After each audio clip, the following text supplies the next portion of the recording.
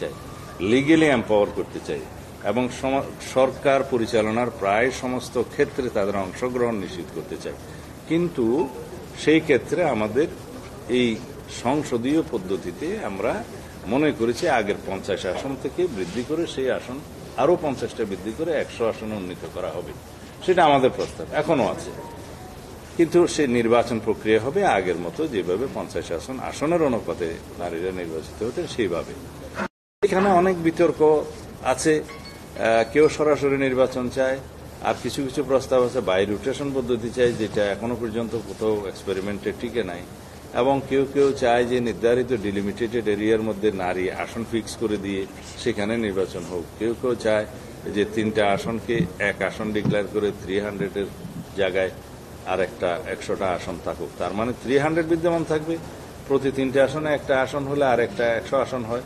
তখন সেটা ওভারল্যাপিং হবে যে 3টে আসনে 3টা এমপি তো থাকছেই, মোর ওভার এই 3টে আসন নিয়ে আরেকজন এমপি হতে পারবেন কিনা সেটা আসলে বাস্তবায়ন কত মহিলাদের পক্ষে, সেগুলো বিবেচনায় নিয়ে আমরা সমস্ত তর্ক বিতর্ক মাথায় নিয়ে আমরা দেখেছি যে সরাসরি নির্বাচনের ক্ষেত্রে একটা অপশন রাখা ভালো, যেহেতু একটা দেশের নারী সমাজ যে অগ্রসরতা সেটা সেই পর্যায়ে আসছে কিনা সেটা আমাদের মাথায় রাখতে হবে। সেই জন্য গ্রাজুয়ালি যাওয়ার ক্ষেত্রে আমরা একমত হয়েছি আমাদের দলের পক্ষ থেকে, সেটা এখন আলোচনায় আছে, সেহেতু আমি ঐকমতের কথা বলতে পারবো না। আমরা প্রস্তাব করেছি ফর নাও একদম আসন্ন নির্বাচনে, যেটা কনস্টিটিউশন অ্যামেন্ডমেন্ট হওয়ার আগের পর্যায়ে, সেই নির্বাচনে আমাদের দলের পক্ষ থেকে আমরা প্রস্তাব করেছি বিদ্যমান 300 আসনের মধ্যে 5% অর্থাৎ 15টা আসন নারীদেরকে মনোনয়ন দেওয়া সরাসরি নির্বাচনের জন্য। তারপরে যখন কনস্টিটিউশন অ্যামেন্ড হবে সেই অ্যামেন্ডমেন্টে আমরা 10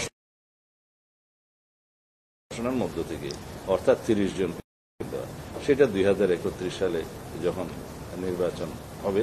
তখনকার জন্য। এরপরে সেই পার্লামেন্ট ঠিক করবে। হ্যাঁ, এখানে একটা শর্ত আছে যে সেই ক্ষেত্রে আর আমরা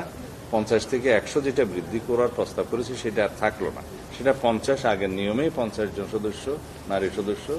নির্বাচিত হবেন। মোরওভার এই 5% দিয়ে আমরা শুরু করলাম, কিন্তু পরবর্তী ইলেকশনে যে সেটা 10% উন্নীত হল, আসলে নারী আসন তখন হয়ে যাচ্ছে 50 + 30 80। এখন কতজন নির্বাচিত হয়ে আসতে পারবেন সেটা তার পরবর্তীতে দেখা যাবে,